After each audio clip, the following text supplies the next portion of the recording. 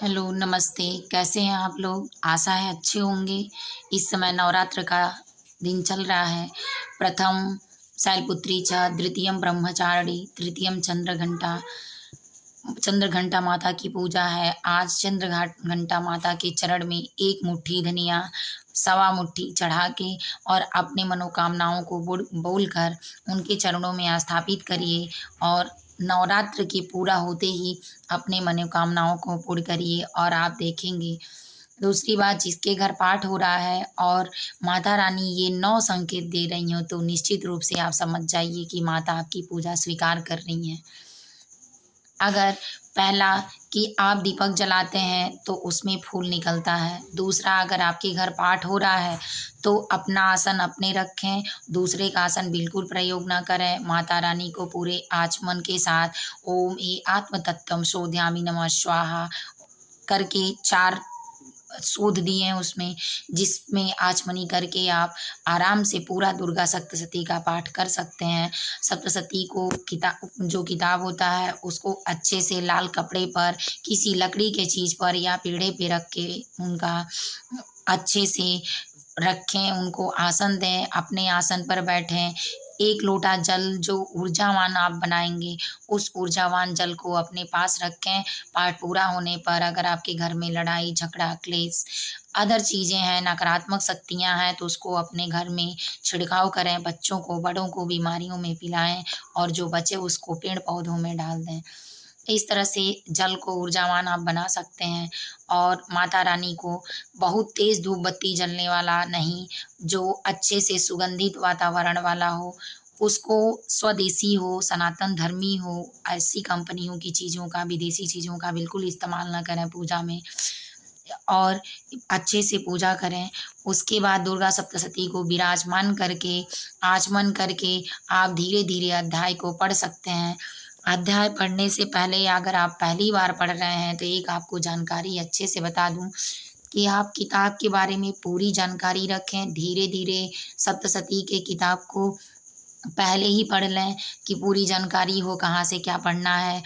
कवच, अर्गला, किलक का पाठ करने के बाद ही आप 13 अध्याय का पाठ करें और डेली आचमनी के साथ ही पूरा पाठ करना चाहिए। दुर्गा सप्तशती का पाठ पढ़ने के बाद जो बीज मंत्र है, नरवाण मंत्र, उसका जाप जरूर करना चाहिए, तभी आपको फल प्राप्ति होगी।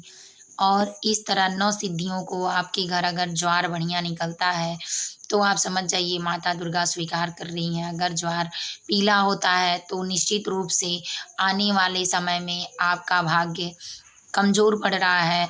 अगर हरा है तो जो समय चल रहा है वो कठिन चल रहा है। अगर सफ़ेद है जौ तो आने वाले समय में आप खुशियाँ बटोर सकते हैं। इस तरह से अगर जौ का आधा नीचे का भाग सफ़ेद है और ऊपर का भाग पीला है तो ये समझ लीजिए कि इस समय आप ठीक हैं, आने वाला समय आपका खराब जाएगा। अगर ऊपर का भाग पीला है और नीचे का हरा है तो ये समझिए कि जो कठिनाइयाँ थीं वो आपको कट गईं और आने वाला समय आपका बेहतरीन होने वाला है। इस तरह से आपके घर खुशियाँ संपन्नता आएँगी। भोग लगाने के बाद एक भारीपन सा अनुभव होना, पाठ करते समय सर में दर्द होना, उल्टी सा होना, गर्दन में पीछे दर्द होना, शरीर भारी होना, आँखें बंद होना, रोना, उबासी आना, ये सारे माता रानी के लक्षण हैं। अगर आपको ऐसे होते हैं तो माँ आपको संकेत दे रही हैं कि वो आप पे विराजमान है। अपना आशीर्वाद आप पे बनाई हुई हैं। इस आशीर्वाद को आप प्राप्त कर सकते हैं। आपके शरीर में दर्द बना रहता है, आपको भारी सा लगता है, आप बहुत ज़्यादा ना बोल पाते हैं, ना बहुत अच्छे से रो पाते हैं, बिल्कुल शून्य के हिसाब से बने हैं। कभी हल्का महसूस होता है, कभी भारी सा महसूस होता है, कभी बहुत रोने का मन करेगा, कभी बहुत हँसने का मन करेगा, आपकी आँखें आपको बड़ी नज़र आने लगेंगी। तो निश्चित रूप से आप समझ जाइए कि माता का आशीर्वाद है, आपके इष्ट देवी देवता का आशीर्वाद है, आपकी पूजा स्वीकार हो रही है माँ को। और आप जहाँ पूजा करते हैं वहाँ भारी सा महसूस होता है, आपको वहीं सुरक्षित भी महसूस होता है। इस तरह से आप माता की सेवा करते हैं।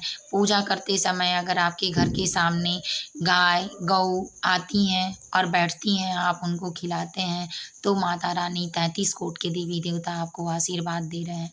इस तरह उनका आशीर्वाद प्राप्त करने के लिए आप उत्सुक हैं और वो आपका शरीर सूक्ष्म शरीर भले ही है, आप बर्दाश्त नहीं कर पाते हैं, लेकिन माता आपको शक्ति देकर बर्दाश्त करवाती हैं। उनका दिया हुआ दर्द भारी होता है, बहुत भारी होता है, जो हम लोग सह नहीं सकते हैं, लेकिन माता का इन संकेतों के द्वारा समझाना उचित रहता है, इसलिए वो इसी संकेत के द्वारा हमको समझाती हैं कि वो विराजमान है। आप बुलाती हैं, आपका शरीर हल्का धीरे-धीरे करके हिलने लगता है और बार-बार जी मिचलाना होता है, पेट में एक खींचन सी होती है, तो निश्चित रूप से आपकी इष्ट देवी, आपकी माता दुर्गा आपके सर में, आपके हाथ-पैर के माध्यम से, आपकी ऊर्जा के माध्यम से जब आप सप्तशती का पाठ करते हैं, तो ऊर्जा प्रवाहित होती है, तो ज़ाहिर-सी बात है जिस आप वातावरण में रहते हैं, वो अट्रैक्शन आपसे खींचता है और वही कनेक्शन करता है। तो इसी के हिसाब से माता रानी वो करती हैं। तो आप परेशान ना होइए, नवरातन के बाद आप नवरात्रि के बाद बिल्कुल ठीक रहेंगे। इस समय माता का अगर आशीर्वाद है, आपका शरीर भारीपन है, आप ऐसे हैं, तो आपको खुश होना चाहिए कि माता रानी हमारी पूजा स्वीकार कर रही हैं।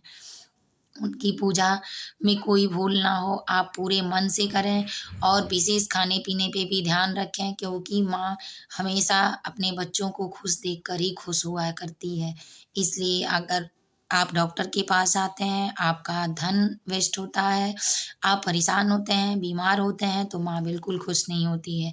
इसलिए बिल्कुल आप खा-पी के आराम से दोपहर का पाठ करें, सुबह-शाम भजन कीर्तन करें, आरती पूजा अच्छे से करें, नियम पूर्वक भोग लगाएँ, नियम के हिसाब से पाठ करें, स्वच्छ जल को ऊर्जावान बनाकर अपने घर में छिड़कें, गंगा जल का छिड़काव करें और निश्चित रूप से आपकी माँ सुनेंगी। इस तरह से वातावरण बनाए रखेंगे, तो आपको माँ अगर पहले नवरात्र में नहीं दी दर्शन, तो दूसरे और तीसरे नवरात्र में निश्चित रूप से आपको दर्शन देंगी। ऐसा मेरे साथ भी हुआ है, इसीलिए मैंने कहा आपसे। और दुर्गा सप्तशती का पाठ जो लोग करते हैं, उनके बीज मंत्रों को भी ज़रूर पढ़ा करें।